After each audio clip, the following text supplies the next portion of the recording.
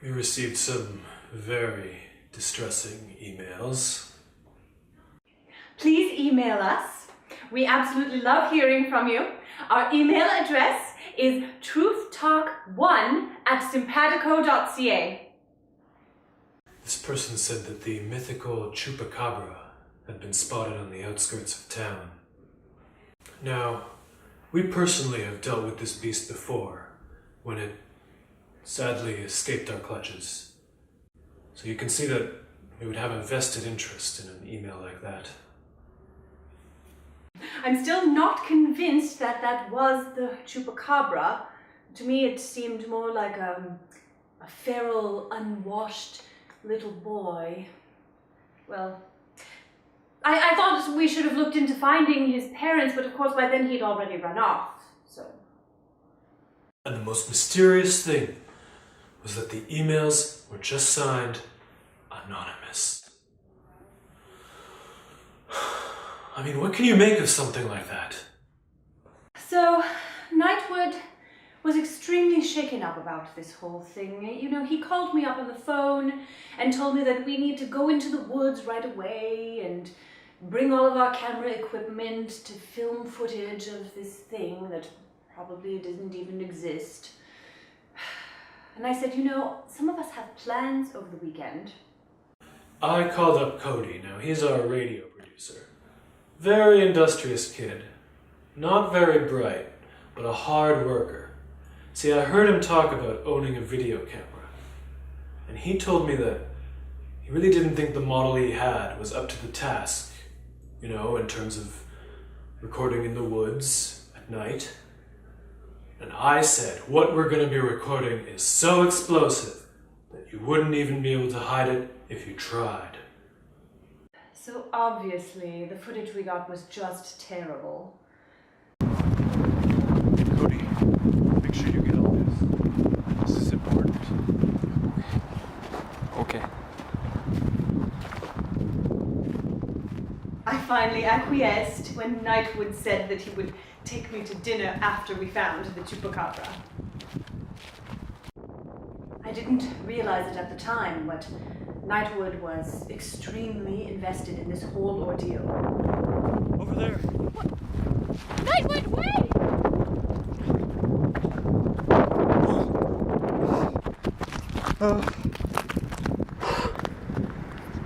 One, two, deep breaths. Deep breaths, Cody. I can't even imagine what it would be like to see this footage for the first time. It's all such shocking material, and it chills me to my core. I don't think we shot anything presentable at all that night. In fact, I find the mere fact that you're looking into this at all very silly. I could swear I saw something moving in the distance. But it was just a log. It was just a log, but I still can feel its presence around here somewhere. Why don't we just get tacos?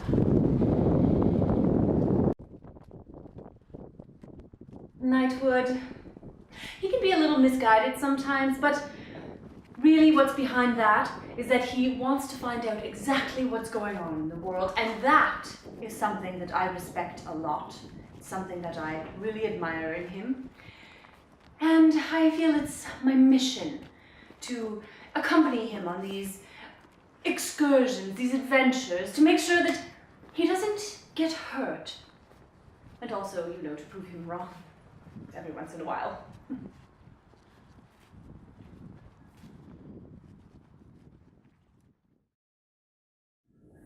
You know, in this world, I don't think there is such a thing as a total victory.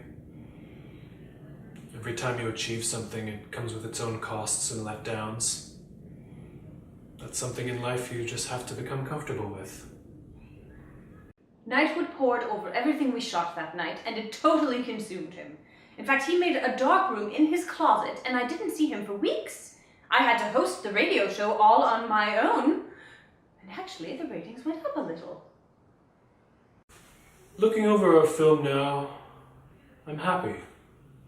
In the end, we got the footage we were looking for, even though not everyone would agree on what's depicted in it.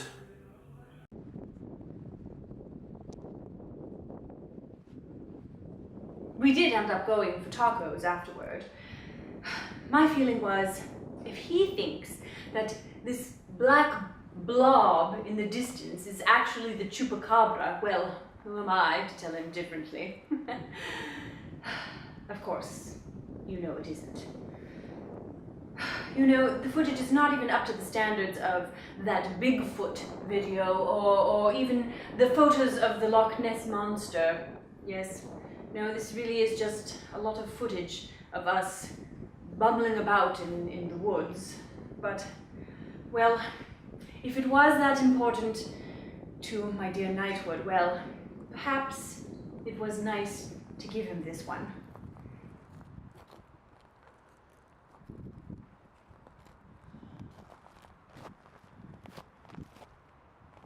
You can never really be certain of what's in front of you.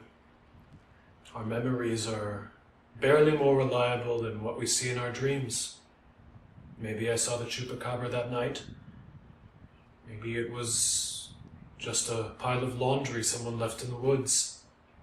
All I know is that it made for some compelling footage. And it gave us something to shop around to various festivals for wider recognition. The truth is, Knightwood was in a bit of a funk before we went on this adventure. If I'd known that it would ignite something like this in him, well, I would have sent the email myself. I didn't, though. It really did take up a lot of my time. But it was really nice to see Knightwood so excited about something. I do appreciate having Siegel around, you know? She's got a lot of demands, but I think she pushes me to do better than I would do alone. We're both united by our desire to get at the truth, no matter what happens to us. I asked for my name to be removed from the credits. He did end up blurring my face, right?